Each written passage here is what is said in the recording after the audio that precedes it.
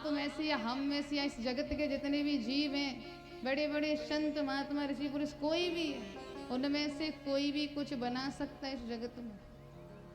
हाँ, अब ये मत कहना हाँ घर बना देंगे, खेत बना देंगे, ये नहीं महाराज। मनुष्य को बना सकते, किसी पशु को बना सकता है, किसी पक्षी को बना, जितनी भी है ब्रह्मा जी के द्वारा रचना में से एक भी वस्तु को कोई बना सकता है।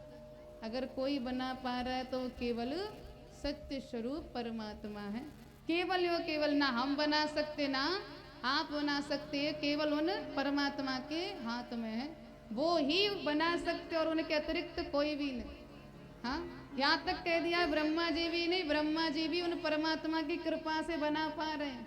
वो अपने सानिध्य से, अपने खुद की कला से नहीं बना पा रहे, उन पर भी उन परमात्मा की असीम कृपा है, तब जाकर के वो बना पा रहे। यानी बना हरि रहे हैं, बना परमात्मा, लेकिन माध्यम ब्रह्मा जी को बना दिया, बनाने वाले वो ही है।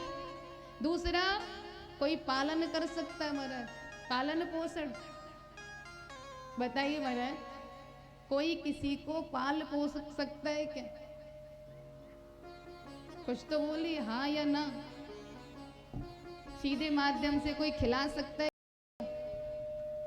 खिला सकता है क्या? और जब खिलाने तो क्यों कहते हो कि हम खिला रहे हैं? हाँ, भला बताओ, हृदय से बोलो, कोई किसी को पाल सकता है? नहीं पाल सकता महाराज। वो एक ही पाल रहा है सबको, एक ही है जो सबका लालन पालन पोषण कर रहा है।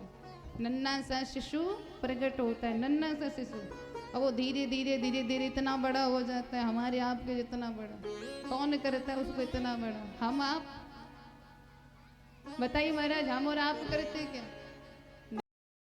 या उसका लालन हम कर पा रहे? नहीं कर पा रहे। जो लोग हैं ना, ये कहते कि भाई मैं खिला रहा हूं, तो ध्यान से सुने, मैं खिलाने वाला। आप खेत में हल चलाओगे, बीज डालाओगे, पानी डालाओगे, खाद डालाओगे, उसमें पेड़ कहां से उगाओगे?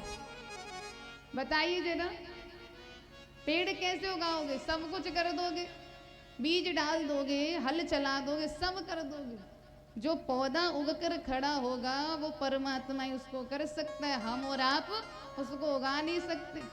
हम केवल मेहनत कर देंगे, हल चला देंगे, पानी डाल देंगे, खाद डाल देंगे, बीज डाल देंगे, सब कुछ कर देंगे, लेकिन पेड़ को कौन उगाएगा? जो हमें अन्न देगा, उस अन्न को खाया जाएगा, उससे भूख मिटाई जाएगी। वो पेड़ ना हम उगा पाएंगे ना आप, कोई नहीं। तो ये कहना भूल जाओ कि भैया हम खिला रहे हैं। हाँ, कोई किसी को नहीं खिला रहा, कोई सबको परमात्मा खिला रहा है, सबको। हाँ, कोई, इसीलिए तो कहते कि सब अपने अपने भाग्य का प्राप्त कर रहे, कोई किसी को नहीं दे रहा। और जो ये कहते कि भाई मैं दे रहा हूं, तो वो उनका अहम अभिमान बोल रहा है, अहम मैं बोल रहा है उनका, वो ज्ञान नहीं बोल रहा। जो जिसके पास ज्ञान होगा, जो ज्ञानी होगा, वो कभी नहीं कहेगा कि भाई मैं खिला रहा हूं, वो कभी नहीं कहेगा, वो कभी नहीं कहेगा ये काम मेरी वजह से हो रहा है, ये काम मैं कर रहा हूं, कभी नहीं। ये जिनके पास अहम होता है, अभिमान, जिन्हें ज्ञान की कमी होती है, ये शब्द केवल वही बोलते हैं कि भैया मैं कर रहा हूं। बल्कि करने वाले केवल केवल परमात्मा है, केवल केवल हरि है, केवल हम और आप माध्यम है एक दूसरे का, केवल माध्यम। भगवान ने केवल माध्यम बना के भेजा इस जगत में, ताकि हमें जीवन जीने में थोड़ी कष्ट तकलीफ ना हो, एक दूसरे के सहारे, एक दूसरे से बतिया करके जीवन व्यतीत कर ले, केवल इसलिए। बाकी करता धरता जो भी है वो केवल एक ही है, वो है परमात्मा। तो व्यास जी महाराज ने स्पष्ट करके प्रथम श्लोक में ही लिख दिया महाराज, स्पष्ट कर दिया। दूसरा, संहार, मारने वाला। हम एक दूसरे को मृत्यु का भी माध्यम बना देते कि भैया उसने मार डाला, उसकी वजह से मर गया।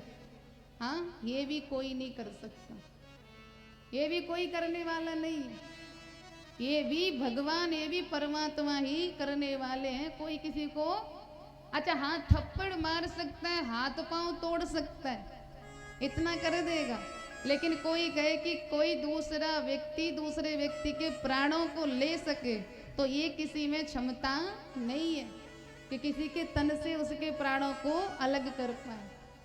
ये केवल केवल परमात्मा कर सकते हैं, आपका हमारा माध्यम नहीं, केवल उन्हीं का है। और ये तीन ही स्पष्ट शब्द बोले व्यास जी महाराज ने कि जो इस जगत को बनाने यानी रचना करने वाले हैं, जो उनका लालन पालन करने वाले हैं, अंत में जो संहार यानी मारने खत्म करने वाले हैं, वही सत्य स्वरूप परमात्मा है, जिनका मैं ध्यान धर रहा हूँ, जिनसे मैं प्रार्थना कर रहा हूँ कि प्रभु मैं ये अद्भुत रचना करने जा रहा हूँ, हमारी ये रचना सफल हो जाए।